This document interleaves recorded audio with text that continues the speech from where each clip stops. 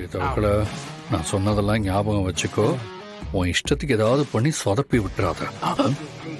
இந்த நிமிஷம் நான் இந்த ஏரியா இன்ஸ்பெக்டர், நீ இந்த வீட்டுக்கு ரெய்டுக்கு வந்திருக்க இன்கம் டேக்ஸ் ஆஃபீஸர்.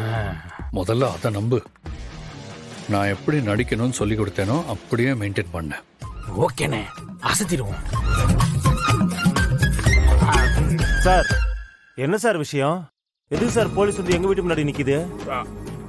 நாங்க இந்த வீட்டை ரெடி பண்ண வந்திருக்கோம். நாங்க இந்த வீட்டுல ரெய்டு பண்ண வந்திருக்கோம். இன்கம் டாக்ஸ் ஆபீசர், என் பேரு சொக்கலிங்கம். இவரு இந்த ஏரியாவோட இன்ஸ்பெக்டர். வணக்கம் சார். நீங்க வந்த நேரம் பார்த்து வீட்டுல ஐயாவும் அம்மாவும் வெளியே போயிருக்காங்க சார். அத பத்தி எல்லாம் எங்களுக்கு எந்த கவலையும் கிடையாது. இந்த வீட்டுல இருக்கிறவரு வருமானத்துக்கு அதிகமா சொத்து சேர்த்து வச்சிருக்கிறதா இன்கம் டாக்ஸ் ஆபீஸ்க்கு எங்களுக்கு போன் வந்திருக்கு.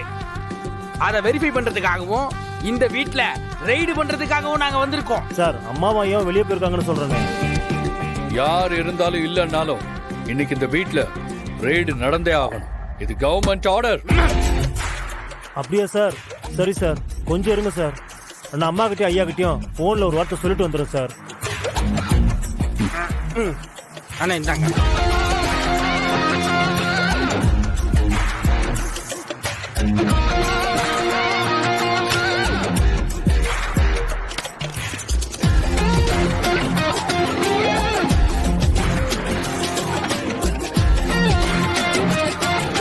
செக்யூரிட்டி சார், ஒர்க் ஆகாத போன எவ்வளவு நேரம் நோண்டிட்டு இருப்பீங்க? வாங்க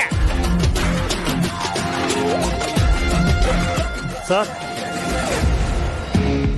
சொல்லுங்க சார். கான்ஸ்டபிள் சார், செக்யூரிட்டி கிட்ட இருக்கிற மொபைலை கலெக்ட் பண்ணுங்க. போன கொடுங்க.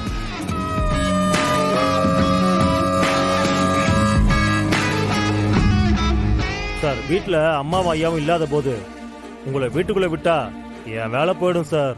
இங்க பாருங்க செக்யூரிட்டி, இது அரசாங்கம் சம்பந்தப்பட்ட விஷயம். நீங்க அரசாங்க அதிகாரிகளை மதிக்காம எங்களை வீட்டுக்குள்ள விட மாட்டேன்னு சொன்னாலோ இல்ல இங்க இருந்து இன்ஃபர்மேஷன் ஏதாவது வெளியே போனாலோ அப்புறம் உங்களை தூக்கி ஜெயில போட்டுருவோம். பரவாயில்லையா? என்ன எதுவும் பண்ணிடாதீங்க சார். நான் புள்ள குட்டிக்காரன் சார். அப்படின்னா எங்களுக்கு அமைதியா கோஆபரேட் பண்ணுங்க. கான்ஸ்டபிள் சார், இவரையும் உள்ள கூட்டிட்டு வாங்க.